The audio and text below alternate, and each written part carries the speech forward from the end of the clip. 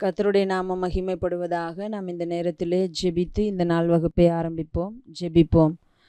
எங்கள் அன்பின் தேவனாகிய கர்த்தாவே, அப்பா, இந்த நாளுக்காக நன்றி செலுத்துகிறோம். இந்நாள் வரைக்கும் எங்களோடு கூட இருந்து வழி நடத்துகிறீர், அதற்காக நன்றி செலுத்துகிறோம். தொடர்ந்து நாங்கள் உம்முடைய வேதத்தை குறித்து கற்றுக்கொள்ள நீர் எங்களுக்கு கிருபை பாராட்டும். நாங்கள் உமக்காக வாழ கிருபை செய்யும். இன்ப இயேசுவின் நாமத்தில் ஜெபிக்கிறோம் பிதாவே, ஆமேன், ஆமேன். நம்ம கடந்த வாரத்தில் வேதாகமத்தின் மைய கருத்து, புதிய ஏற்பாட்டிலும் பழைய ஏற்பாட்டிலும் ஒவ்வொரு புஸ்தகங்களிலும் இயேசு கிறிஸ்துவே மைய கருத்தாக இருக்கிறார். அவர்தான் வேதத்திலே காணப்படுகிற 66 புஸ்தகங்களின் ஆதாரமாக காணப்படுகிறார் என்று சொல்லி நம்ம பார்த்தோம். ஆகையினால்தான் வேதத்தில் காணப்படுகிற 66 புஸ்தகங்களுக்கும் தொடர்பு இருக்கிறது. எப்படி தொடர்பு இருக்கிறது அப்படின்றதையும் நம்ம பார்த்தோம். இன்றைக்கு நாம் வேதாகமத்தில் அதிகாரங்களும் வசனங்களும் என்கிறதான தலைப்பின் கீழாக ஒரு சில காரியங்களை பார்க்க போகிறோம். வேதாகமம் எழுதப்பட்ட பொழுது, அதாவது வேதாகமத்தை எழுதிய எழுத்தாளர்கள் அதிகாரங்களோடும் வசனங்களோடும் எழுதினார்களா என்றால் இல்லை.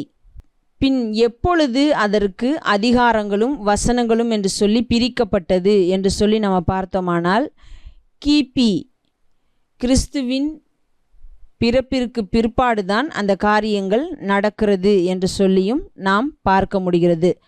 அதற்கு முன்பதாக விசேஷமாய் பழைய ஏற்பாடாகட்டும் புதிய ஏற்பாடாகட்டும், புதிய ஏற்பாடு கிறிஸ்துவுக்கு பின்புதான் எழுதப்படுகிறது. அந்த புதிய ஏற்பாடும் கூட எழுதப்பட்ட நாட்களிலே எந்த ஒரு அதிகார எண்ணோடோ அல்லது வசனங்களோடோ எழுதப்படவில்லை. அது ஒரே புஸ்தகமாக எழுதப்படுகிறது. இப்பொழுது நாம் சம்பவங்களை குறித்து பார்க்க முடியும், அதில் உவமைகளை பார்க்கிறோம், அதே நேரத்தில் ஒரு சில அற்புதங்களை குறித்து வாசிக்கிறோம். இப்படியெல்லாம் நம்ம பார்க்கும் பொழுது அது எப்படி பகுக்கப்பட்டிருந்தது என்று சொன்னால், ஒரு பேராகிராஃபாக இதிலிருந்து இதுவரைக்கும் ஒரு பேராகிராஃப், அதுபோல தான் அது பிரிக்கப்பட்டிருந்தது, பகுக்கப்பட்டிருந்தது. மற்றபடி இன்றைக்கு நாம் வைத்திருக்கிற வேதாகமத்தில் இருக்கிறது போல எந்த அதிகார எண்ணோ அல்லது வசனங்களுக்குரிய எண்களோ இடப்படவில்லை. அது அப்படியே தான் இருந்தது. அடுத்ததாக நாம் நிருபங்களை புதிய ஏற்பாட்டில் பார்க்கும் பொழுது அது ஒரு கடிதமாக இருந்தது. நாம் கடிதம் எழுதும் பொழுதும் கூட நம்ம ஒவ்வொரு பேராகிராஃபாக பிரித்து எழுதுவது உண்டு, ஒவ்வொரு பத்திகளாக பிரித்து எழுதுவது உண்டு. அதே போலதான் அந்த கடிதங்களும் காணப்பட்டது. அதை தவிர இன்றைக்கு நாம் வைத்திருக்கிறது போல எந்த ஒரு பகுதியும் இருக்கவில்லை. அப்போ நமக்கு வேதத்தை எழுதிய எழுத்தாளர்கள் யாருமே என்ன செய்யவில்லை, அதிகார எண்களோடோ அல்லது வசன எண்களோடோ எழுதவில்லை என்பதை நாம் பார்க்க முடிகிறது. அப்போ எப்பொழுதுதான் அதிகாரங்களாக இந்த வசனங்களாக பிரித்தார்கள், ஏன் பிரித்தார்கள், எதற்காக அவைகள் அப்படி பிரிக்கப்பட்டது என்று சொல்லி நம்ம பார்க்கும் பொழுது, நம்முடைய வசதிக்காக தான் இப்படி அதிகாரங்களாகவும் வசனங்களாகவும் பிரிக்கப்பட்டது என்று நாம் பார்க்க முடிகிறது. இது தேவனுடைய ஏவுதலினாலோ அல்லது தேவன் இப்படி இருக்க வேண்டும் என்று சொல்லி அமைத்ததினாலோ அப்படி எந்த ஒரு காரியங்களும் இல்லை. மாறாக இது மனிதர்களாகிய நம்முடைய வசதிக்காக இது மனிதர்களால் பிரிக்கப்பட்ட ஒன்றாக காணப்படுகிறது. அதிகாரங்களாகவும் வசனங்களாகவும் இருக்கும் என்று சொன்னால் நாம் தேடி எடுப்பதற்கு எளிதாக இருக்கும், லகுவாக இருக்கும், நாம் அதை சீக்கிரமாக எடுத்து வாசிக்க முடியும் என்கிறதான ஒரு நோக்கத்தோடு தான் அதிகாரங்களாகவும் வசனங்களாகவும் பிரிக்கப்பட்டது. மாறாக இது தேவன் ஏவினதினாலோ அல்லது அவருடைய கட்டளையின்படியோ செய்யப்பட்டது என்று சொல்லுவதற்கு இல்லை. ஏன் இதை இப்படியெல்லாம் பிரித்தார்கள் என்று சொல்லி நம்ம பார்க்கும் பொழுது, இப்போ ஒரே பேராகிராஃப் மாத்திரம்தான் இருக்கிறது, மற்றபடி எந்த ஒரு எண்களோ எதுவும் இல்லை. அப்படி இருக்கிறதான நேரத்திலே அதை வாசிக்க வேண்டும், இப்போ ஒருவர் சொல்லி மற்றவர் எடுத்து வாசிக்க வேண்டும் என்று சொன்னால் அது மிகவும் கடினமாக இருக்கிறதை பார்க்க முடியும். இப்போ நம்ம ஒரு வசனத்தை எடுத்துக்கொள்வோம்.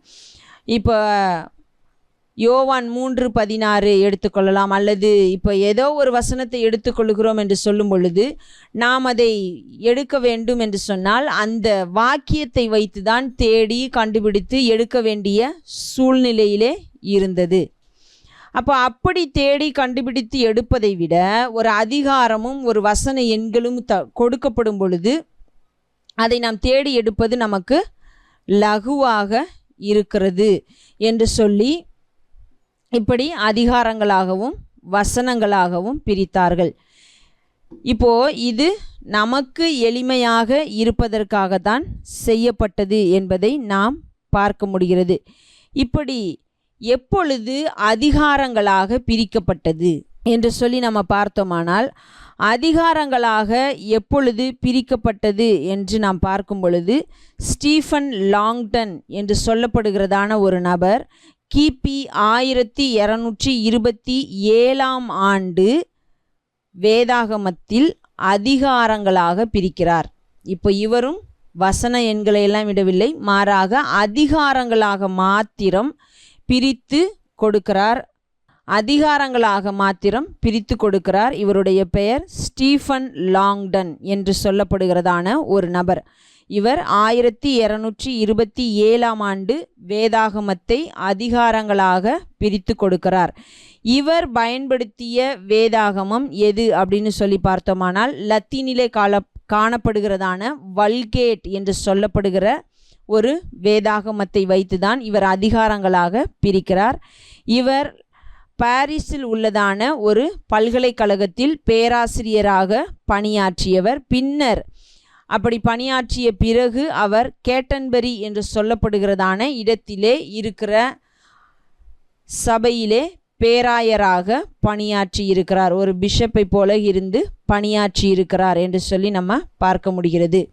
இப்போ இதை சீரமைத்தவர் யார் அப்படின்னு சொன்னால், இப்போ இவர் லத்தீனில் உள்ள வல்கேட் என்று சொல்லப்படுகிற வேதாகமத்திலிருந்து அதிகாரங்களாக பிரித்து கொடுக்கிறார். இதை சீரமைத்தவர் யார் என்று சொல்லி நம்ம பார்க்கும் பொழுது கார்டினல் ஹீகோ டிஎஸ் கேரோ என்று சொல்லப்படுகிறதான நபர் 1234 ஆண்டு இந்த காரியத்தை செய்கிறார் என்று நாம் பார்க்கிறோம்.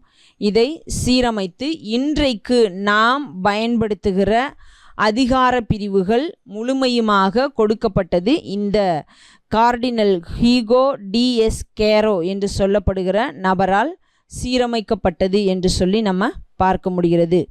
அதே நேரத்தில் இன்னொரு நபரும் கூட இந்த அதிகாரங்களாக பிரித்ததிலே ஒரு சில மாற்றங்களை கொண்டு வந்தார்.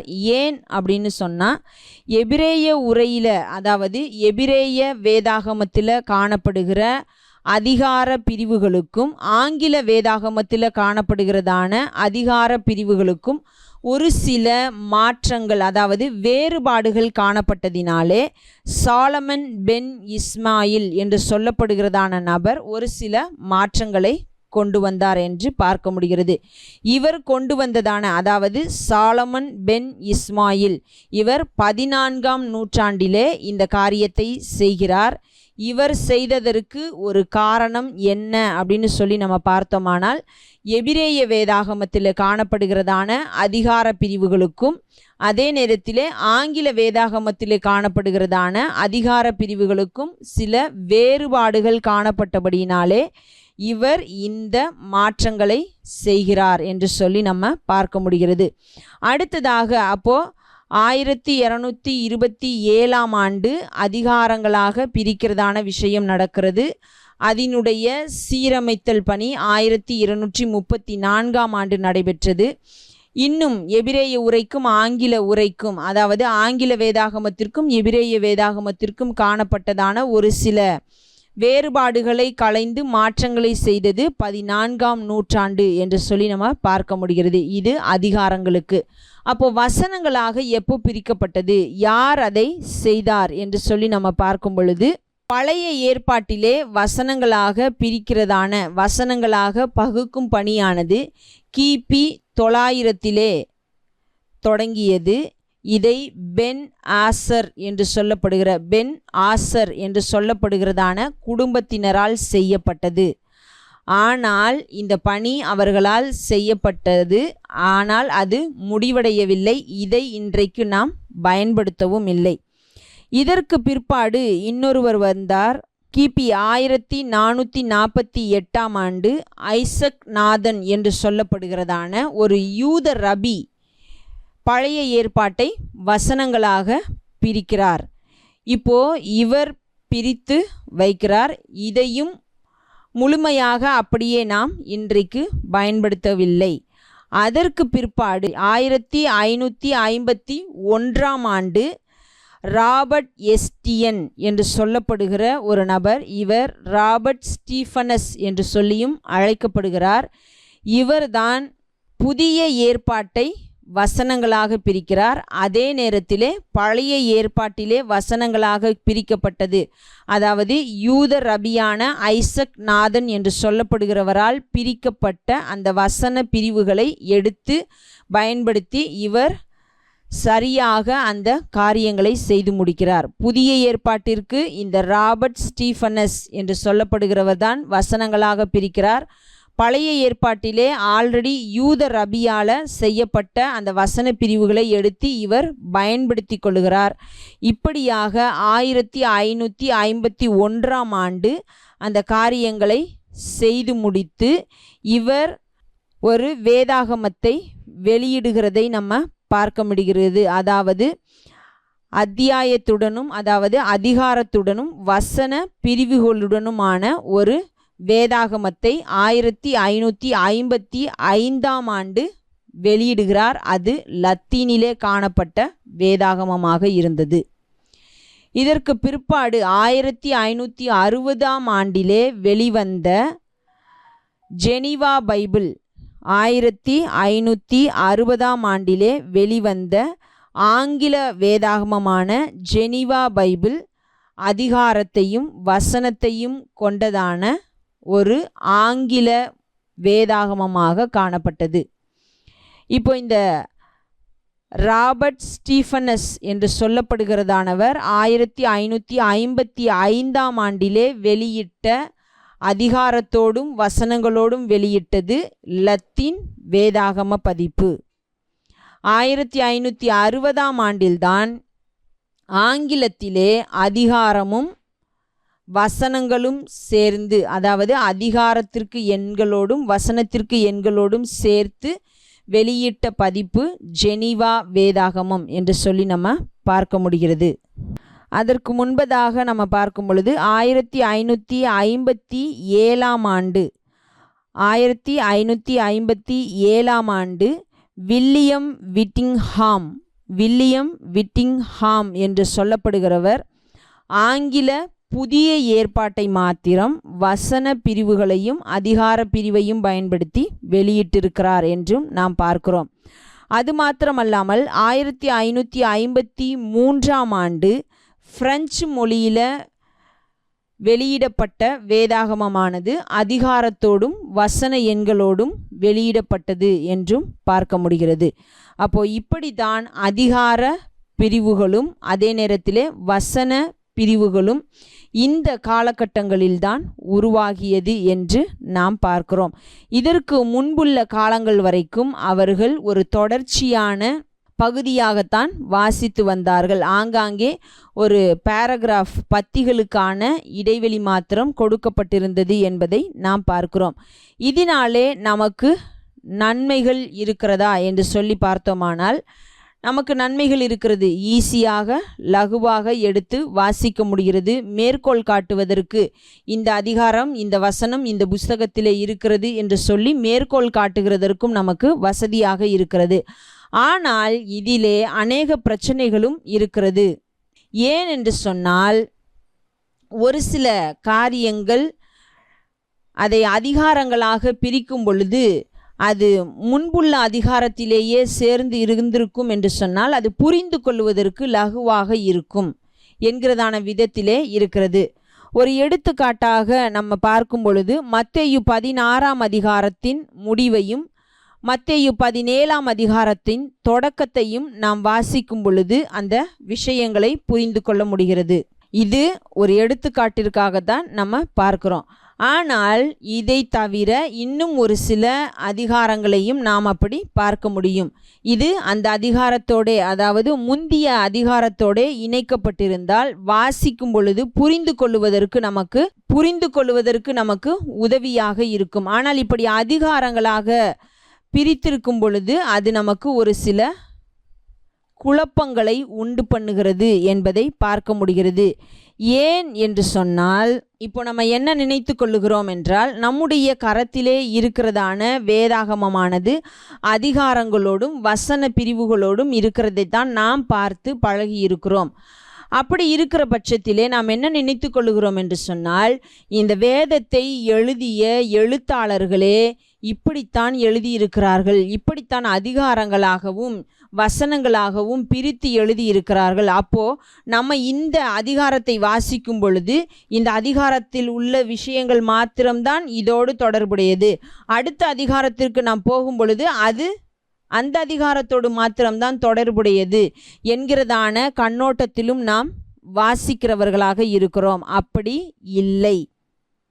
ஏன் என்று சொன்னால், எழுதியவர்கள் இப்படி எழுதவில்லை. அவர்கள் முழுமையான ஒரு புத்தகமாகத்தான் எழுதினார்கள். அப்படி இருக்கும் பொழுது நாம் ஒரு புஸ்தகத்தில் உள்ளதான ஒரு வசனத்தின் கருத்தையோ அல்லது ஒரு சம்பவத்தின் கருத்தையோ புரிந்து கொள்ள வேண்டும் என்று சொல்லுகிறதான பட்சத்திலே அந்த முழு புஸ்தகத்தையும் ஒரு கோர்வையாக வாசிப்பது தான் நமக்கு பலனளிக்கிறதாக இருக்கிறது, பயனுள்ளதாக காணப்படுகிறது. மற்றபடி ஒரு அதிகாரத்தையும் இன்னொரு அதிகாரத்தையும் பிரித்து இது இந்த அதிகாரம்தான், இது இங்கே உள்ள அதிகாரம்தான், இதில் உள்ள சம்பவங்கள் தான் இதோடு தொடர்புடையது, அங்கே உள்ளது அதோடு மாத்திரம்தான் தொடர்புடையது என்று நாம் வாசிக்கிற பட்சத்திலே நாம் அந்த புஸ்தகத்தில் உள்ளதான கருத்துக்களை சரியாக புரிந்து கொள்ள முடியாது. இப்போ நம்ம இந்த அதிகாரத்திலே பார்க்கும் பொழுது 16ஆம் அதிகாரத்தை நாம் வாசிக்கும் பொழுது கடைசி வசனம் இப்படியாக முடிகிறது. இங்கே நிற்கிறவர்களில் சிலர் மனுஷகுமாரன் தம்முடைய ராஜ்யத்தில் வருவதை காணும் முன் மரணத்தை ருசி பார்ப்பதில்லை என்று மெய்யாகவே உங்களுக்கு சொல்லுகிறேன்.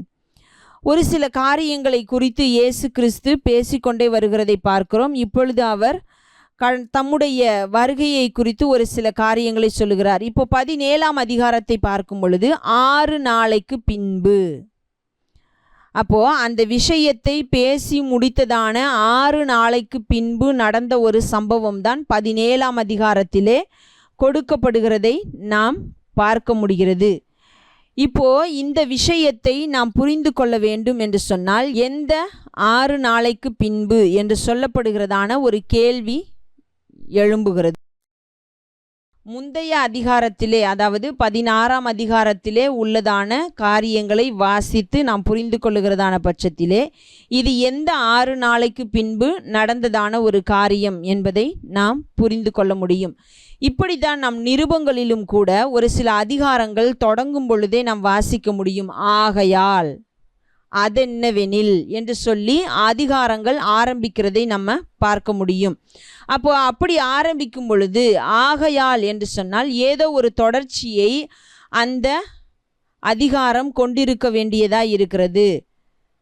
அப்போ அதனுடைய தொடர்ச்சி எது, அதனுடைய காரியங்கள் என்ன என்பதை நாம் புரிந்து கொள்ள வேண்டும் என்று சொன்னால் முந்தைய அதிகாரங்களை நாம் வாசிக்க வேண்டிய இடத்திலே இருக்கிறோம்.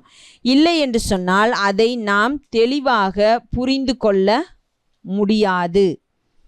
அப்போது நாம் ஒரு சில விஷயங்களை தெளிவாக புரிந்து கொள்ள வேண்டும். அந்த எழுத்தாளர் சொல்ல வருகிறதான காரியங்களை நாம் அப்படியே அறிந்து கொள்ள வேண்டும் என்று சொன்னால் அதை முழுவதுமாக வாசிப்பது தான் நமக்கு பயனளிக்கிறதாக இருக்கிறது. ஆனால் அதிகாரங்களும் வசனங்களும் மேற்கோள் காட்டுவதற்கும் நாம் எடுத்து வாசிப்பதற்கும் லகுவாக இருக்கிறது. அதனால் நாம் அதை பயன்படுத்துகிறோம். ஆனால் ஒரு கருத்தை நாம் தெளிவாக புரிந்து கொள்ள வேண்டும் என்று சொன்னால் அந்த புஸ்தகம் முழுவதையும் நாம் வாசித்து அதை புரிந்து கொள்ள வேண்டிய இடத்திலே காணப்படுகிறோம். இப்போ ஒரு எடுத்துக்காட்டாக நாம் பார்க்கும் பொழுது ரோமருக்கு எழுதின நிருபம் 12ஆம் அதிகாரத்திலே வாசிக்கிறோம். அப்படி இருக்க, அப்போ நமக்கு ஒரு கேள்வி அங்கே எழும்புகிறது, எப்படி இருக்க? இதே போல தான் இன்னும் ஒரு சில நிருபங்களிலும் கூட நம்ம வாசிக்க முடியும். ஒரு அதிகாரம் தொடங்கும் பொழுது அப்படி இருக்க, அதென்னவெனில், ஆகையால் என்றெல்லாம் சொல்லி தொடங்குகிறது. 1 கொரிந்தியர் 3ஆம் அதிகாரத்தில் பார்க்கும் பொழுது மேலும், அப்போ ஏதோ ஒரு விஷயத்தை சொல்லிக்கொண்டே வந்தவர் சொல்லுகிறார், இது மட்டுமல்ல, மேலும் நான் உங்களுக்கு ஒரு காரியத்தை சொல்ல விரும்புகிறேன், அதுதான் இந்த விஷயங்கள் என்று சொல்லி தொடர்ந்து பேசிக்கொண்டே போகிறதை எழுதுகிறதை நம்ம பார்க்க முடிகிறது. அதே போல் 1 கொரிந்தியர் 4ஆம் அதிகாரத்தில் வாசிக்கும் பொழுது இப்படியாக என்று தொடங்குகிறதை நாம் பார்க்கிறோம். அப்போது இப்படி வேதத்தை நம்ம வாசிக்கும் பொழுது அதிகாரங்களை மாத்திரம், அப்படியே இந்த அதிகாரம்தான், இதை மாத்திரம்தான், இப்படி தான் நம்ம புரிந்து கொள்ள வேண்டும், அதற்கு முன்னும் பின்னும் தொடர்பு என்று சொன்னால் அந்த அதிகாரத்திலே மாத்திரம்தான் வசனங்களுக்கு முன்னும் பின்னும் தொடர்பு இருக்கிறது என்று இல்லை. ஒரு அதிகாரத்திலே உள்ளதான கருத்துக்களை நாம் சரியாக புரிந்து கொள்ள இயலவில்லை, அல்லது நமக்கு ஒரு குழப்பங்கள் நிலவுகிறது என்று சொன்னால் அதற்கு முந்தைய அதிகாரங்களையும் அல்லது அநேக நேரங்களிலே அந்த புஸ்தகம் முழுவதையும், அந்த நிருபம் முழுவதையும் நாம் வாசிப்பதுதான் நமக்கு பயனுள்ளதாக இருக்கும். அநேக நேரங்களிலே ஒரே நேரத்திலே நாம் ஒரு புஸ்தகத்தையோ அல்லது நிருபத்தையோ வாசிப்பது இன்னும் சிறந்ததாக இருக்கும். ஏனென்று சொன்னால் ஒரே நேரத்திலே ஒரு தொடர்ச்சியாக நாம் வாசிக்கும் பொழுது அந்த புஸ்தகத்தின் கருத்துக்களை புரிந்து கொள்வது நமக்கு இன்னும் எளிதாக காணப்படும். மாறாக நாம் அதிகாரமாக இத்தனை அதிகாரம்தான் அல்லது இந்த ஒரு அதிகாரம்தான் என்று சொல்லி வாசித்துவிட்டு அடுத்த நாள் நாம் வந்து அடுத்த அதிகாரத்தை வாசிக்கும் பொழுது நமக்கு ஒரு தொடர்ச்சி இருப்பதையோ அல்லது அந்த விஷயம் சொல்ல வருகிறதான காரியங்களையோ பெரிதாக நம்மால் புரிந்து கொள்ள முடியாது. ஒரு சில புஸ்தகங்கள் நம்ம ஒரே நேரத்திலே வாசிப்பது கொஞ்சம் கடினமாக இருக்கும். ஏனென்றால் அதிலே காணப்படுகிற அந்த புஸ்தகத்தினுடைய பக்கங்கள் அதிகமாக இருப்பதினாலே நம்மால் கொஞ்சம் வாசிப்பது கடினமாக இருக்கலாம். ஆனால் எந்தெந்த புஸ்தகங்களை நம்மால் ஒரே நேரத்திலே வாசிக்க முடியுமோ அந்த புஸ்தகங்களை ஒரே நேரத்தில் வாசிப்பது நமக்கு மிகவும் பயனுள்ளதாக காணப்படுகிறது. இப்போ ஒரே நேரத்திலே வாசிக்க முடியாத புஸ்தகங்களை கூட ஒரு 2 நேரத்திலோ அல்லது 3 நேரத்திலோ, அதாவது ஒரு நேரத்தில் உட்கார்ந்து வாசிக்க முடியாத புஸ்தகங்களை ஒரு 2 அல்லது 3 நேரங்களில் மாத்திரம் அமர்ந்து நாம் வாசிப்போம் என்று சொன்னால் அந்த புஸ்தகத்தினுடைய கருத்துக்களை நாம் தெளிவாக புரிந்து கொள்ள முடியும். குழப்பங்கள் நீங்குவதற்கு அது எளிதாக இருக்கும் என்பதை நாம் பார்க்கிறோம். இப்படி அதிகாரங்களிலே பிரச்சனைகள் இருக்கிறது, அதாவது குழப்பங்கள் நிலவுகிறது, நாம் புரிந்து கொள்ளுவதற்கு ஏற்படுகிற குழப்பங்கள் இருக்கிறது என்பதை நாம் பார்க்கிறோம். அடுத்ததாக வசனங்களாக பிரித்ததிலும் கூட அப்படிப்பட்ட குழப்பங்கள் இருக்கிறதை நம்மால் பார்க்க முடிகிறது. வசனங்களாக பிரித்திருக்கிறதிலும் நமக்கு பிரச்சனைகள் இருக்கிறது. இன்றைக்கு அதை நாம் அநேகர் நன்றாக அறிந்திருப்போம்.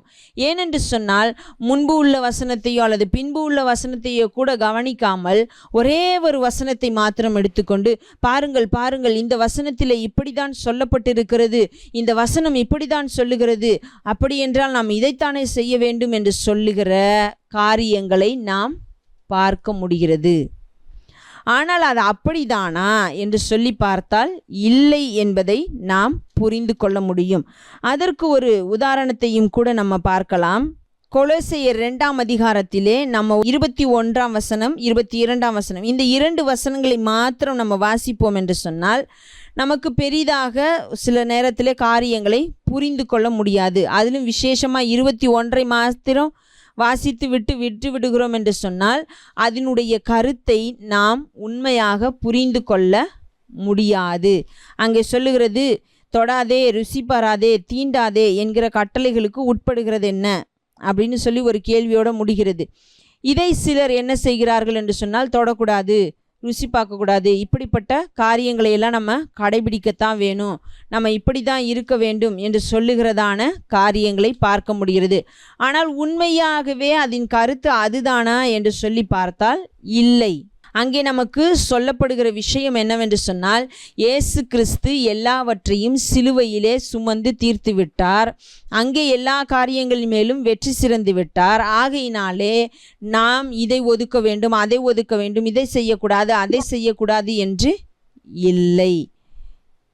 மனுஷருடைய கற்பனைகளாகிய அப்படிப்பட்ட காரியங்களுக்கு நாம் உட்பட வேண்டியது இல்லை. அவையெல்லாம் ஒரு மாயையான விஷயங்களாகத்தான் இருக்கிறது. நாம் என்ன செய்ய வேண்டும் என்பதை சொல்லி அவர் அங்கே முடிக்கிறதை நம்ம பார்க்க முடிகிறது. அப்போது இப்படிப்பட்ட காரியங்களை நாம் தெளிவாக புரிந்து கொள்ள வேண்டும் என்று சொன்னால் நாம் அதிகாரங்களை முழுமையாக வாசிக்க வேண்டும். அது மாத்திரமல்லாமல் அந்த நிருபத்தை நாம் முழுமையாக வாசிக்க வேண்டும். இல்லை என்று சொன்னால் நாம் வேதம் சொல்லாத உபதேசத்தை பிரசங்கிப்போம், அதை எடுத்து சொல்லுகிறவர்களாக இருப்போம். இப்போ 1 தீமோத்தேயு 4ஆம் அதிகாரம் 2ஆம் வசனத்தை அதை மாத்திரம் எடுத்துக்கொள்ளுவோம் என்று சொன்னால் அங்கே என்ன சொல்லப்படுகிறது என்றால் விவாகம் பண்ணாதிருக்கவும். அப்போ நம்ம விவாகம் பண்ணக்கூடாது, திருமணம் செய்யக்கூடாது. இதையும் கூட கடைபிடிக்கிறவர்கள் இருக்கத்தான் செய்கிறார்கள். இன்னும் கொரிந்தியரிலும் கூட இப்படிப்பட்ட ஒரு சில விஷயங்கள் இருக்கிறதை நம்ம பார்க்க முடிகிறது. ஆனால் வேதம் அப்படித்தான் நமக்கு போதிக்கிறதா என்று சொன்னால் இல்லை. முழு அந்த அதிகாரத்தையோ அல்லது அந்த நிருபத்தையோ நாம் வாசித்து பார்க்கும் பொழுது நமக்கு காரியங்கள் தெளிவாக சொல்லப்பட்டிருக்கிறது. திருமணம் செய்வது பிரச்சனைக்குரிய காரியம் இல்லை. அப்போ யார் திருமணம் செய்ய வேண்டாம் என்று சொல்லி சொல்லப்பட்டிருக்கிறது, ஏன் இந்த காரியம் இங்கே சொல்லப்பட்டிருக்கிறது என்று சொல்லி நாம் தெளிவாக புரிந்து கொள்ள வேண்டும் என்று சொன்னால் மற்ற வசனங்களையும் தொடர்ந்து நாம் வாசிக்க வேண்டும். இப்போ இங்கே விவாகம் பண்ணாதிருக்கவும், விசுவாசிகளும் சத்தியத்தை அறிந்தவர்களும் ஸ்தோத்திரத்தோடு அனுபவிக்கும்படி தேவன் படைத்த போஜன பதார்த்தங்களை விலக்கவும் வேண்டுமென்று அந்த பொய்யர் கட்டளையிடுவார்கள்.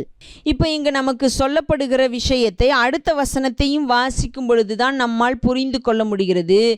என்னவென்று சொன்னால் இதையெல்லாம் நீங்கள், அதாவது விவாகம் பண்ணக்கூடாது, திருமணம் செய்யக்கூடாது, அதே நேரத்தில் நீங்கள் இந்த போஜன பதார்த்தங்களை, எல்லா போஜன பதார்த்தத்தையும் சாப்பிடக்கூடாது, இதையெல்லாம் விலக்கி வைக்கணும், இதை மட்டும்தான் சாப்பிட்ணும், இப்படி தான் சாப்பிட்ணும் என்று சொல்லப்படுகிற காரியங்களுக்கெல்லாம் நீங்கள் செவி கொடுக்க வேண்டியதில்லை. அது பொய்யர் சொல்லுகிற காரியம். தேவன் தான் இதை சொன்னாருன்னு சொல்லி பொய்யர்கள் அதை உங்களுக்கு சொல்லி கொடுக்கிறவர்களாக இருப்பார்கள் என்று பவுல் எழுதுகிறதை நாம் பார்க்க முடிகிறது. அப்போது ஒரு சில வசனங்களை மாத்திரம், அதாவது வசன பிரிவுகள் இருக்கும் பொழுது அது நமக்கு மேற்கோள் காட்டுவதற்கும் எடுத்து வாசிப்பதற்கும் லகுவாக எளிமையாக இருந்தாலும் இப்படிப்பட்ட பிரச்சனைகளும் இந்த அதிகார பிரிவிலும் வசன பிரிவிலும் காணப்படுகிறது என்பதை நாம் பார்க்க முடிகிறது. இதனாலே இன்றைக்கு அநேகர் கள்ள உபதேசங்களை, இப்படித்தான் வசனங்களை ஆங்காங்கே எடுத்து பிரித்து அவர்களுடைய இஷ்டம் போல ஒரு உபதேசத்தை உருவாக்குகிறதை நம்ம பார்த்து கொண்டுதான் இருக்கிறோம். ஆகையினாலே நாம் வேதத்தை தெளிவாக புரிந்து கொள்ள வேண்டும். வசனங்களை புரிந்து கொள்வதிலே நமக்கு குழப்பங்கள் இருக்கும் பொழுது அதை தெளிவாக புரிந்து கொள்வதற்கு நாம் அந்த நிருபம் முழுவதையோ அல்லது அந்த புஸ்தகம் முழுவதையோ நாம் தொடர்ச்சியாக, அதிலும் விசேஷமாய் ஒரே நேரத்தில் அதை வாசிக்க முடியும் என்று சொன்னால் வாசிப்பது மிகவும் நமக்கு பயனளிக்கிறதா இருக்கிறது என்பதை புரிந்து கொள்ள வேண்டும். ஓகே, நமக்கு இப்பொழுது வேதாகமம் அதிகாரங்களாகவும் வசனங்களாகவும் பிரித்து கொடுக்கப்பட்டிருக்கிறதை நம்ம பார்க்கிறோம். ஆகையினாலே வேதாகமத்திலே காணப்படுகிற, அதாவது நம்முடைய வேதாகமத்திலே காணப்படுகிற 66 புஸ்தகங்களுக்கும் எத்தனை அதிகாரங்கள் இருக்கிறது, எத்தனை வசனங்கள் இருக்கிறது, அதை எழுதியவர் யார் என்று சொல்லுகிறதான ஒரு சில காரியங்களை நம்ம இப்பொழுது பார்க்கலாம். நீங்கள் வேதாகமத்தை எடுத்துக்கொள்ளுங்க. நான் புஸ்தகம் சொல்லும் பொழுது அதிலே உள்ள அதிகாரங்கள் எத்தனை அப்படின்னு நீங்கள் சொன்னால் நல்லாயிருக்கும். நான் புஸ்தகத்தினுடைய பெயரை சொல்லும் பொழுது நீங்கள் அதிகாரம் எத்தனை இருக்குது அப்படின்றத சொல்லுங்கள். நான் வசனம் எத்தனை இருக்குது அப்படின்றத நான் 66 புஸ்தகங்களுக்கும் சொல்லுகிறேன். நம்முடைய வேதத்திலே 66 புஸ்தகங்கள் இருக்கிறது. அதிலே முதல் புஸ்தகம் ஆதியாகமம். ஆதியாகமம், நீங்கள் அதிகாரம் சொல்லலாம். 50. வசனங்கள் 1533 வசனங்கள் காணப்படுகிறது. இதை எழுதியவர் மோசே அப்படின்றத நம்ம பார்க்கிறோம். அடுத்ததாக யாத்ராகமம். ஓகே, 40 அதிகாரங்கள் இருக்கிறது. வசனங்கள் 1213 வசனங்கள் காணப்படுகிறது. லேவியராகமம் வசனங்கள் 859 வசனங்கள் காணப்படுகிறது. எண்ணாகமம் 1288 வசனங்கள் இருக்கிறது. உபாகமம் 959 வசனங்கள் காணப்படுகிறது. யோசுவா 658 வசனங்கள் காணப்படுகிறது. நியாயாதிபதிகள் 618 வசனங்கள் காணப்படுகிறது. ஓகே, ஆதியாகமத்திலிருந்து உபாகமம் வரைக்கும் காணப்படுகிற 5 புஸ்தகங்களை மோசே தான் எழுதியிருக்கிறார் என்பதை நாம் பார்க்க முடிகிறது. யோசுவா புஸ்தகம் யோசுவாவினாலே எழுதப்பட்டது. நியாயாதிபதிகளிலிருந்து 1 சாமுவேல் புஸ்தகம் வரைக்கும் சாமுவேல் என்று சொல்லப்படுகிற தீர்க்கதரிசியினாலே எழுதப்பட்டது. இப்போ நம்ம நியாயாதிபதிகள் புஸ்தகம் 21 அதிகாரம் 618 வசனங்கள் காணப்படுகிறது.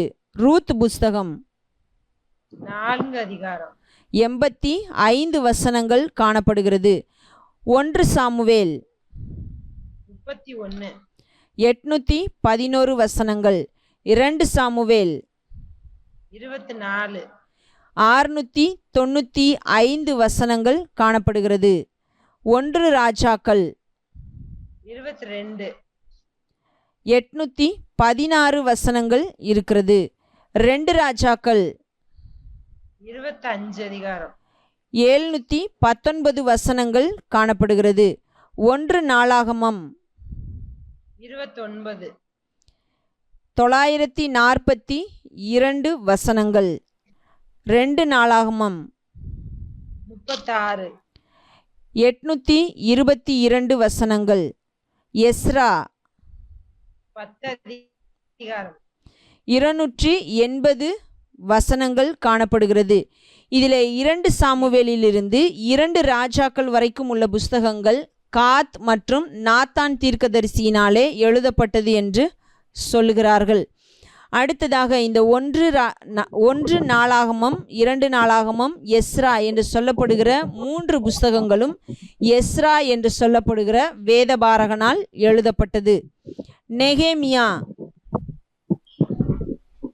13 406 வசனங்கள். இது நெகேமியாவினால தான் எழுதப்பட்டது. எஸ்தர் 10 167 வசனங்கள். யோபு 42 1070 வசனங்கள் காணப்படுகிறது. சங்கீதம் 150 2462 வசனங்கள் காணப்படுகிறது. இந்த சங்கீத புஸ்தகத்தை நாம் அறிந்திருக்கிறபடி பல்வேறு நபர்கள் எழுதியிருக்கிறார்கள். இதிலே பாதி 150 பாதி காணப்படுகிறதான சங்கீதங்கள் தாவீதினாலும், மற்றபடி கோராகின் புத்திரர், ஆசாப் என்று சொல்லப்படுகிற நபர், சாலமோன், மோசே, ஏமான், எதுதூன் போன்ற நபர்களினாலே இந்த சங்கீத புஸ்தகமானது எழுதப்பட்டிருக்கிறது என்பதை நாம் பார்க்கிறோம்.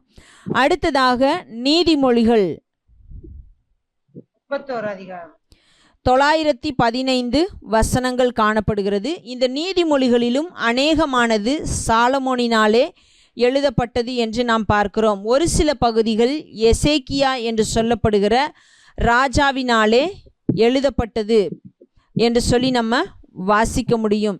இன்னொன்று நம்ம பார்க்கும் பொழுது லேமுவேலின் தாய் சொல்லுகிறதான காரியமாக இருக்கிறது. அது ஒரு சிலர் சொல்லுகிறார்கள் சாலமோனுடைய காரியமாகத்தான் இருக்கிறது, அது சாலமோனுக்கு கொடுக்கப்பட்ட உபதேசம்தான் என்று சொல்லுகிறார்கள். ஆனால் அது எந்த அளவிற்கு அது சரியானது என்று நமக்கு தெரியாது. ஆனால் நம்ம வேதத்திலே நீதிமொழிகளிலே நம்ம பார்க்கும் பொழுது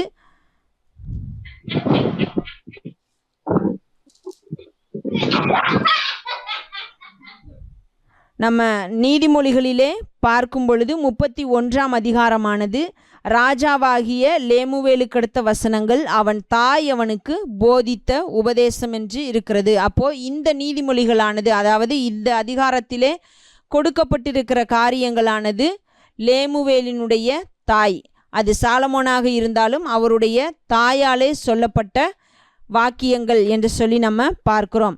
அது மாத்திரமல்லாமல் 30ஆம் அதிகாரத்திலே பார்க்கும் பொழுது இது யாருக்கு எழுதப்பட்டது, யாரால் எழுதப்பட்டது அப்படின்னு சொல்லி நம்ம பார்த்தோமானால், யாக்கேயின் குமாரனாகிய ஆகூர் என்னும் புருஷன் ஈத்தியேலுக்கு வசனித்து ஈத்தியேலுக்கும் ஊகாலுக்கும் உரைத்த உபதேச வாக்கியங்கள்.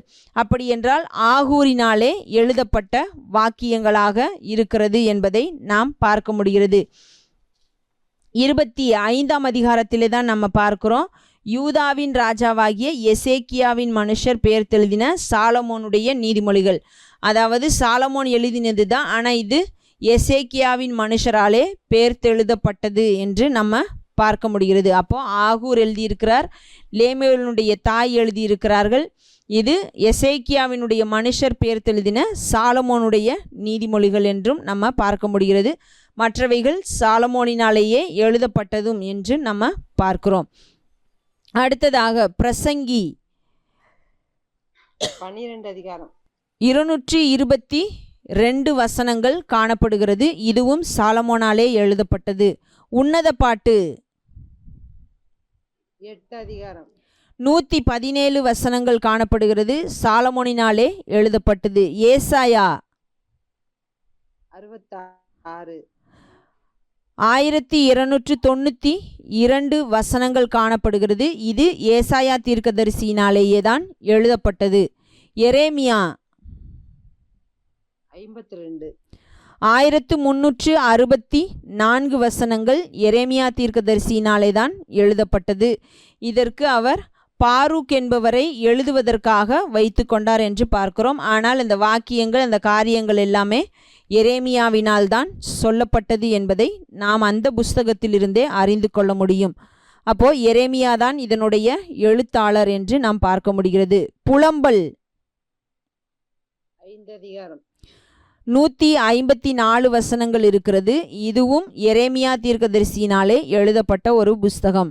எசேக்கியேல் 48 1273 வசனங்கள் 1273 வசனங்கள் இருக்கிறது. இது எசேக்கியேல் தீர்க்கதரிசியினாலே எழுதப்பட்டது. தானியேல் 12 357 வசனங்கள் காணப்படுகிறது. இதுவும் தானியேல் தீர்க்கதரிசியினாலே எழுதப்பட்டது என்பதை நாம் பார்க்கிறோம். அடுத்ததாக வருகிறதான ஒவ்வொரு தீர்க்க தரிசன புஸ்தகங்களும், அதாவது 12 தீர்க்க தரிசன புஸ்தகங்களை நாம் பார்க்கிறோம். இந்த 12 தீர்க்க தரிசன புஸ்தகங்களுமே அந்தந்த தீர்க்கதரிசிகளினாலேயே எழுதப்பட்டது என்பதை நாம் பார்க்க முடிகிறது. நாம் ஆகையினாலே அதிகாரங்களையும் வசனங்களையும் மாத்திரம் பார்க்கலாம். ஓசியா 14 197 வசனங்கள். யோவேல் 3 73 வசனங்கள். ஆமோஸ் 9 146 வசனங்கள். ஒபதியா 1 21 வசனங்கள். யோனா 4 48 வசனங்கள். மீகா 7 105 வசனங்கள். யோனா 4 48 வசனங்கள். மீகா 7 105 வசனங்கள். நாகூம் 3 அதிகாரம் 47 வசனங்கள். ஆபகுக் 3 அதிகாரம் 56 வசனங்கள். செப்பனியா 3 அதிகாரம் 53 வசனங்கள். ஆகாய் 2 அதிகாரம் 38 வசனங்கள். சகரியா 14 211 வசனங்கள். மல்கியா 4 55 வசனங்கள். இப்படியாக நாம் பழைய ஏற்பாட்டிலே பார்க்கும் பொழுது 39 புஸ்தகங்களும் 929 அதிகாரங்களும் 23,147 வசனங்களும் பழைய ஏற்பாட்டிலே காணப்படுகிறது. 39 புஸ்தகங்கள், 929 அதிகாரங்கள், 23,147 வசனங்கள் பழைய ஏற்பாட்டிலே காணப்படுகிறது என்பதை நாம் பார்க்கிறோம். அடுத்ததாக புதிய ஏற்பாடு. இந்த புதிய ஏற்பாட்டிலே நாம் பார்க்கும் பொழுது மத்தேயு, மார்க்கு, லூக்கா, யோவான் என்று சொல்லப்படுகிறதான புஸ்தகங்கள் அந்தந்த நபர்களாலே தான் எழுதப்பட்டது. மத்தேயு, மார்க்கு, லூக்கா, யோவான் என்கிற நபர்களினாலே இந்த 4 சுவிசேஷங்களும் எழுதப்பட்டது. அவர்களுடைய பெயரை கொண்டேதான் இந்த சுவிசேஷங்கள் அழைக்கப்படுகிறது என்பதை நாம் பார்க்கிறோம். அப்போஸ்தலருடைய நடபடிகள் லூக்கா என்று சொல்லப்படுகிற நபராலே எழுதப்பட்டது. ரோமரிலிருந்து பிலேமோன் என்று சொல்லப்படுகிறதான நிருபங்கள் வரைக்கும் பவுல் அப்போஸ்தலனால் எழுதப்பட்டது என்று நாம் பார்க்கிறோம். இந்த எபிரேயர் நிருபமானது யார் எழுதினார் என்று சொல்லி நமக்கு நிச்சயமாக உறுதியாக தெரியாது. அநேகர் பவுலை தான் சொல்லுகிறார்கள். ஏனென்று சொன்னால் அவர்தான் இப்படி வாழ்த்துவார், அல்லது அவர்தான் இப்படி குறிப்பிட்டிருக்கிறார், அவருக்கு தான் பழைய ஏற்பாட்டை குறித்ததான அறிவு அதிகமாக இருந்தது என்றெல்லாம் சொல்லி அநேக காரியங்களை குறிப்பிட்டு அது பவுலினாலே எழுதப்பட்டது என்று சொல்லி சொல்லுகிறார்கள். இன்னும் ஒரு சிலர் அப்பல்லோ எழுதியிருக்கலாம் என்றும், ஒரு சிலர் பவுல் சொல்ல சொல்ல லூக்கா எழுதியிருக்கலாம் என்றும் சொல்லுகிறதை நாம் பார்க்க முடிகிறது. ஆனால் பவுல் சொல்ல சொல்ல வேறு நபர்கள் எழுதின நிருபங்களும் இருக்கிறதை நாம் பார்க்க முடிகிறது. ஆனால் அதிலெல்லாம் அவர் தன்னுடைய பெயரை குறிப்பிட்டிருக்கிறதையும் பார்க்க முடிகிறது. அப்படி இருக்கும் பொழுது இந்த நிருபத்திலே மாத்திரம் பெயர் குறிப்பிடப்படவில்லை. அதனாலே நமக்கு இது உறுதியாக பவுலினால் எழுதப்பட்டதா என்று சொல்லி நமக்கு தெரியாது. அப்பல்லோ எழுதினாரா, அல்லது லூக்கா எழுதினாரா, அல்லது பர்னபா எழுதினாரா என்று சொல்லியும் நமக்கு தெரியவில்லை. ஆனால் இந்த 4 பேருடைய பெயர்களும் இந்த நிருபத்திற்கு சொல்லப்படுகிறது. ஆனால் அதிலே அதிகபட்சமாக பவுலைத்தான் சொல்லுகிறார்கள். ஆனால் அது எந்த அளவிற்கு உறுதியாக சொல்ல முடியும் என்று நமக்கு தெரியவில்லை. ஆகையினாலே எபிரேயர் நிருபத்தை எழுதியது யார் என்று நமக்கு தெரியவில்லை. ஆகையினால் எழுத்தாளர், ஆசிரியர் என்று சொல்லும் பொழுது தெரியவில்லை என்று வைத்துக்கொள்வதே சிறந்தது. அடுத்ததாக நாம் பார்க்கும் பொழுது யாக்கோபு, பேதுரு, யோவான், யூதா என்றதான நிருபங்களை நம்ம பார்க்கிறோம்.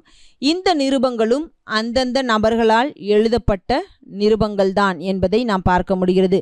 கடைசியாக காணப்படுகிற வெளிப்படுத்தின விசேஷம் என்று சொல்லப்படுகிற புஸ்தகமானது அப்போஸ்தலனாகிய யோவானுக்கு தேவனாலே வெளிப்படுத்தப்பட்டது, தரிசனமாக காண்பிக்கப்பட்டது. அவர்தான் அந்த புஸ்தகத்தையும் எழுதினார் என்பதை நாம் பார்க்கிறோம். இப்பொழுது அதிகாரங்களையும் வசனங்களையும் நாம் தெரிந்து கொள்ளுவோம். மத்தேயு 28 1071 வசனங்கள். மார்க்கு 16 678 வசனங்கள். லூக்கா 24 1151 வசனங்கள். யோவான் 21 879 வசனங்கள். அப்போஸ்தலருடைய நடபடிகள் 28 1007 வசனங்கள். ரோமர் 16 433 வசனங்கள். 1 கொரிந்தியர் 16 437 வசனங்கள். 2 கொரிந்தியர் 13 257 வசனங்கள். கலாத்தியர் 6 149 வசனங்கள். எபேசியர் 6 அதிகாரம் 155 வசனங்கள். பிலிப்பியர் 4 அதிகாரம் 104 வசனங்கள். கொலோசேயர் 4 அதிகாரம் 95 வசனங்கள். 1 தெசலோனிக்கேயர் 5 அதிகாரம் 89 வசனங்கள். 2 தெசலோனிக்கேயர் 3 அதிகாரம் 47 வசனங்கள். 1 தீமோத்தேயு 6 அதிகாரம் 113 வசனங்கள். 2 தீமோத்தேயு 4 அதிகாரம் 83 வசனங்கள். தீத்து 3 அதிகாரம் 46 வசனங்கள். பிலேமோன் 1 அதிகாரம் 25 வசனங்கள். 25 வசனங்கள். எபிரேயர் 13 303 வசனங்கள். யாக்கோபு 5 அதிகாரம் 108 வசனங்கள். 1 பேதுரு 5 அதிகாரம். 105 வசனங்கள். 2 பேதுரு 3 அதிகாரம். 61 வசனங்கள். 1 யோவான் 5 அதிகாரம். 105 வசனங்கள். 2 யோவான் 1 அதிகாரம். 13 வசனங்கள். 3 யோவான் 1 அதிகாரம். 14 வசனங்கள். யூதா 1 அதிகாரம். 25 வசனங்கள். வெளிப்படுத்தின விசேஷம் 22 அதிகாரம். 404 வசனங்கள். இப்படியாக நம்ம புதிய ஏற்பாட்டிலே பார்க்கும் பொழுது 27 புஸ்தகங்களும் 260 அதிகாரங்களும் 7957 வசனங்களும் இருக்கிறது. இப்படி பழைய ஏற்பாட்டிலும் புதிய ஏற்பாட்டிலும் காணப்படுகிற மொத்த புஸ்தகங்கள் 66, அதிகாரங்கள் 1189, வசனங்கள் 31104 வசனங்கள் என்று நாம் பார்க்கிறோம். இதை நம்ம ஆங்கில வேதாகமத்திலே பார்க்கும் பொழுது அதிலேயும் 31104 தான். ஆனால் பழைய ஏற்பாட்டிலே 23146 வசனங்கள் இருக்கிறது. புதிய ஏற்பாட்டிலே 7958 வசனங்கள் இருக்கிறது. இதில் நம்ம பார்க்கும் பொழுது சங்கீதத்திலே 127ஆம் சங்கீதத்தில் பார்க்கும் பொழுது பழைய ஏற்பாட்டிலே ஆங்கில வேதாகமத்திலே ஒரு வசனம் குறைவாக காணப்படுகிறது. புதிய ஏற்பாட்டிலே 3 யோவானிலே ஒரு வசனம் அதிகமாக இருக்கிறது. ஆகையினாலே அவர்களுக்கு பழைய ஏற்பாட்டிலே 23,1046 வசனங்களும் புதிய ஏற்பாட்டிலே 7,958 வசனங்களும் இருக்கிறது. ஆனால் மொத்தமாக பார்க்கும் பொழுது 31,104 வசனங்கள் இருக்கிறதை நம்ம பார்க்கிறோம். இன்னும் ஒரு சில டிரான்ஸ்லேஷனில் பார்க்கும் பொழுது 31,105 வசனங்கள் இருக்கிறது. அதிலே என்ன சொல்லுகிறார்கள் என்று சொன்னால் 3 யோவானிலே 16 வசனங்கள் இருக்கிறதாகவும் சொல்லப்படுகிறது. இப்படி ஒரு சில மாற்றங்கள் ஆங்கில வேதாகமத்திற்கும் நம்முடைய தமிழ் வேதாகமத்திற்கும் இருக்கிறது. ஆனால் நாம் இப்பொழுது பார்த்த எண்ணிக்கைகள் எல்லாம் நாம் வைத்திருக்கிறதான தமிழ் வேதாகமத்தோடு சரியாக ஒத்துப்போகிறதாக இருக்கிறதை பார்க்க முடியும். இன்னும் ஒரு சிலர் 31,175 வசனங்கள் மொத்தமாக இருக்கிறது என்று சொல்லுகிறார்கள். அது நம்முடைய கரத்தில் இருக்கிற தமிழ் வேதாகமத்தில் பார்க்கும் பொழுது அப்படி ஒரு எண்ணிக்கை நமக்கு இல்லை என்பதை பார்க்க முடிகிறது. அது யார் அந்த எண்ணிக்கை கொடுத்தார்கள், அது எந்த அளவிற்கு யாரால் கொடுக்கப்பட்டது, அது சரியானதா என்று சொல்லி நம்ம செக் பண்ணி பார்த்த பொழுது அது சரியானதாக இல்லை. அநேகர் இந்த 31,104 வசனத்தையும் கொடுத்திருக்கிறார்கள். அதை நம்ம செக் பண்ணி பார்க்கும் பொழுது சரியாக இருக்கிறது. ஆனால் 175 என்பது எந்த எண்ணிக்கையில் எப்படி அது வந்தது என்று தெரியவில்லை. ஆகையினாலே 175 என்று சொல்லி நீங்கள் பார்த்தால் அந்த எண்ணிக்கையை எடுத்துக்கொள்ள வேண்டாம். 31,104 என்பதுதான் நம்முடைய கரத்தில் இருக்கிற தமிழ் வேதாகமத்திலே காணப்படுகிற வசனங்களின் எண்ணிக்கையாக காணப்படுகிறது என்பதை நாம் பார்க்கிறோம். இப்படியாகத்தான் அதிகாரங்களும் வசனங்களும் 1227ஆம் ஆண்டிலும் அதே நேரத்திலே வசனங்களாக 1551ஆம் ஆண்டிலுமாக பிரிக்கப்பட்டு அவைகள் இன்றைக்கு நம்முடைய கரத்தில் இருக்கிற வேதாகமங்களிலே அதிகார வசன பிரிவுகள் இருக்கிறதை நம்மால் பார்க்க முடிகிறது. அதற்கு முன்பதாக இப்படிப்பட்ட விஷயங்கள் காணப்படவில்லை. ஆகையினாலே நாம் வேதத்தை வாசிக்கும் பொழுது வேதத்தினுடைய காரியங்களை புரிந்து கொள்வதிலே குழப்பங்கள் இருக்கும் என்று சொன்னால் அந்த புஸ்தகம் முழுமையும் நாம் வாசிப்பதும், அதே நேரத்திலே ஒரு விஷயத்தை அந்த புஸ்தகத்தை முழுமையுமாக வாசித்தும் கூட நமக்கு புரியவில்லை என்று சொல்லுகிற பட்சத்திலே அந்த விஷயத்தை குறித்து வேதாகமம் என்ன சொல்லுகிறது என்று சொல்லுகிறதான ஒரு பார்வை, ஒரு கண்ணோட்டம் நமக்கு இருக்கும் என்று சொன்னால் நாம் வேதாகமத்தை தெளிவாக புரிந்து கொள்ள முடியும். அதிலும் விசேஷமாக நாம் ஆவியானவருடைய துணையோடு அதை செய்யும் பொழுது நிச்சயமாக நம்முடைய குழப்பங்களுக்கு தீர்வுகள் கிடைக்கும் என்பதை நம்முடைய மனதிலே வைத்து கொள்ளுவோம், அதன்படி நாம் செயல்படுவோம். தொடர்ந்து இன்னும் ஒரு சில காரியங்கள் நம்முடைய வேதாகமத்தை குறித்து வருகிறதான நாட்களிலே பார்ப்போம். கண்களை மூடி செபிப்போம். எங்கள் அன்பின் தேவனாகிய கர்த்தாவே, அப்பா, இந்த நாளுக்காக நாங்கள் உமக்கு நன்றி செலுத்துகிறோம். இந்த நாள் வரைக்கும் நீர் கூட இருந்தீர். எங்கள் வேதாகம் உம்முடைய வார்த்தைகளை நாங்கள் எங்களுடைய கரத்தில் ஏந்துவதற்கு அப்பா வேதாகமமாக எங்களுடைய கையில் வந்து சேர நீர் கிருபை செய்திருக்கிறீர். அதற்காக நன்றி செலுத்துகிறோம்.